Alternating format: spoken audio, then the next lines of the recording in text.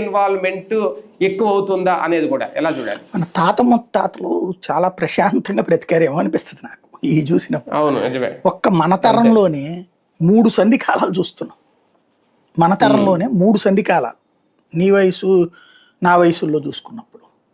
ఎందుకంటే ఇప్పుడు వాళ్ళకప్పుడు ఆ గవర్నమెంట్లో దొరికే గవర్నమెంట్ పర్మిషన్స్తో నడిచే ఆ ఎల్ఎంఎల్ వెస్పా, ఆ చేతక్కు ఇవే దిక్కు, టీవీఎస్ లోన ఇవే దిక్కు. అది కూడా ఇప్పుడు డబ్బులు కడితే 3 ఏళ్లకో 5 ఏళ్లకో వచ్చాయి అనమాట.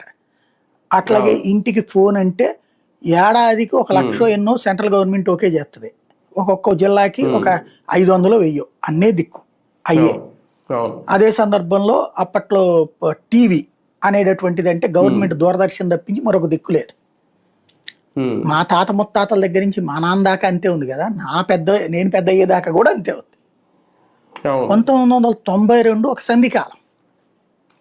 అప్పుడు ఈ ప్రపంచీకరణ ఒప్పందం మీద సంతకం పెడుతున్నప్పుడు అప్పటిదాకా ఏంటి, ఏడాదికి 50 రూపాయలు జీతం పెరిగితే వామ్మో వాయ్యో, 200 జీతం పెరిగిందంటే చప్పట్లు కొట్టుకుని పాలాభిషేకాలు చేసుకునే రోజులై. నాకు బాగా గుర్తు. మా నాన్న అంతకుముందు ఏదో వాళ్ళు కోటీశ్వర్లే మా తాత వాళ్ళు. సరే నేను పుట్టేటప్పటికే ఏమీ లేదు.